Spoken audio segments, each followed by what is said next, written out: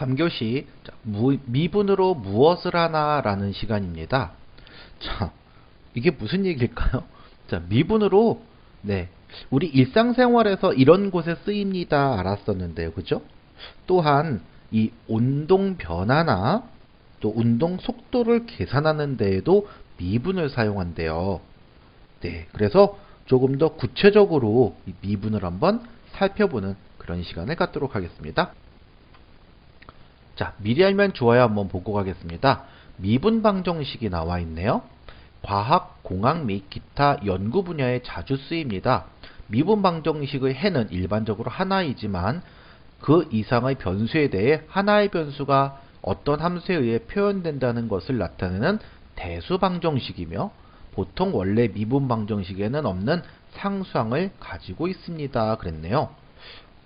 무슨 내용인지 정확히 모르겠고요.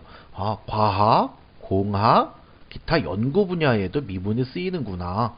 정말 안 쓰이는 것이 없구나 라고 생각해주면 좋겠고요. 자, 함수 보겠습니다. 수학에서 가장 많이 사용되는 함수라는 말은 두 집단 사이의 어떤 대응을 말한다. 이렇게만 기억해 주시면 되겠습니다. 자, 우리가 미분을 여러 가지에 써먹는다고 했는데요. 자, 만류인력 법칙에 나와 있죠?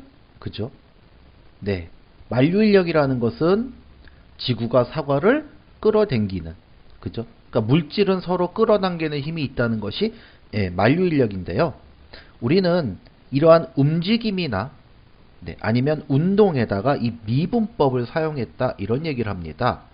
자, 미분법을 사용을 하는데 이것을 어디다가요? 움직임이나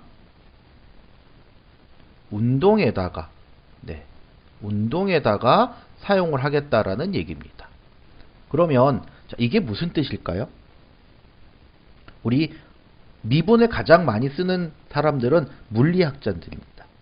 왜냐? 이 미분은 실제로 속도나 그 다음에 가속도, 이런 속도나 가속도를 구할 때 미분을 많이 사용을 합니다. 자, 우리 속도가 뭐죠?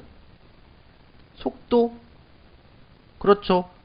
얼마나 빠르냐? 그러니까 일정한 시간 동안, 그죠? 시간분의 위치, 그죠? 이 위치의 변화량만큼을 우리가 속도다 이렇게 알고 있지요, 그죠? 그래서 시간분의 위치의 변화량만큼을 속도로 알고 있는데요. 이 속도 계산에 바로 미분을 사용한다 이렇게 보겠습니다. 또한 행성의 궤도가 타원이라는 것에도 쓰고요. 그런 걸 우리 쓰는 거를 뭘로? 그렇죠. 이 미분 방정식을 쓴다 이렇게 얘기를 했죠. 미분 방정식을 사용을 해서 우리가 연구를 할 수 있겠다. 자, 그림에 나와 있는 걸 한번 볼까요?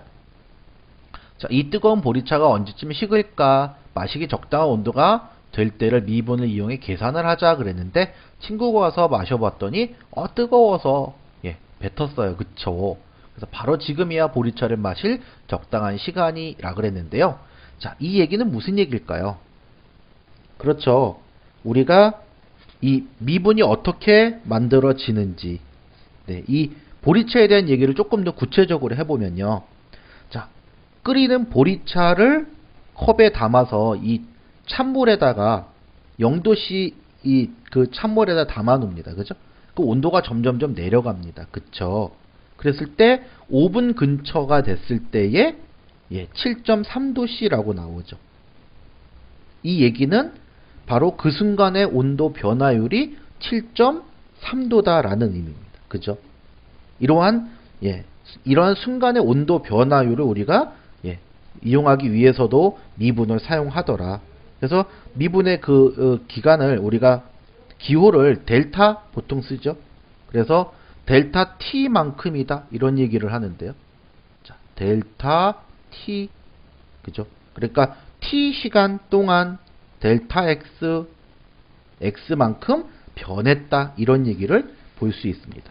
그러니까 시간분의 위치 변화량이 아니라 이건 시간분의 무슨 변화량이에요? 그러면 그렇죠. 온도 변화량이다 이렇게 이해할 수도 있겠습니다. 또한 재미있는 이야기를 한번 더 보도록 하겠습니다.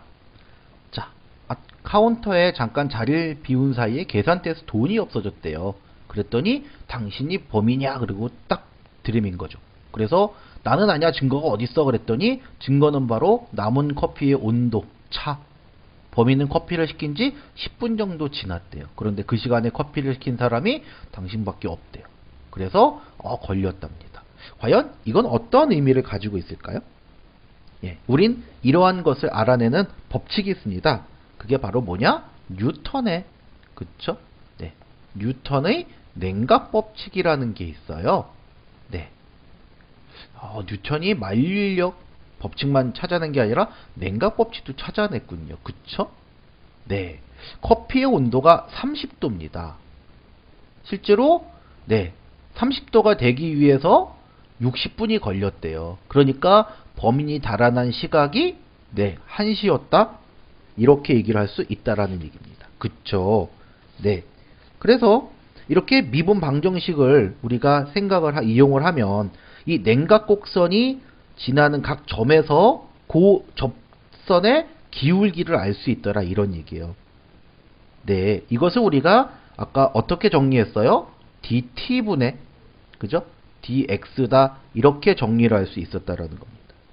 그래서 이것이 바로 x의 무슨 변화율? 온도 변화율을 나타낸다. 이렇게 볼 수 있더라라는 얘기. 네, 그래서 온도 변화율을 우리 가지고 생각해 볼 수 있겠다. 그래서 여러 가지의 우리가 네, 미분을 사용을 할 거고요. 또 이러한 미분이 함수에 대해서 어떻게 적용을 하는지 우리가 그것을 한번 좀 더 구체적으로 하나하나 살펴보는 시간이 됐으면 좋겠습니다. 자, 수업 정리 한번 해보겠습니다. 속도란 위치가 변하는 빠르기를 말합니다. 그래서 자, 속도는 시간분의 위치의 변화량 그러고 알려드렸고요. 자, 역학의 이론을 일반화하여 사람들이 알리기 위해서는 운동 법칙을 연립 미분 방정식 그랬네요. 이걸 운동 방정식이라고도 부른대요. 자, 이걸로 나타내는 아이디어가 필요합니다.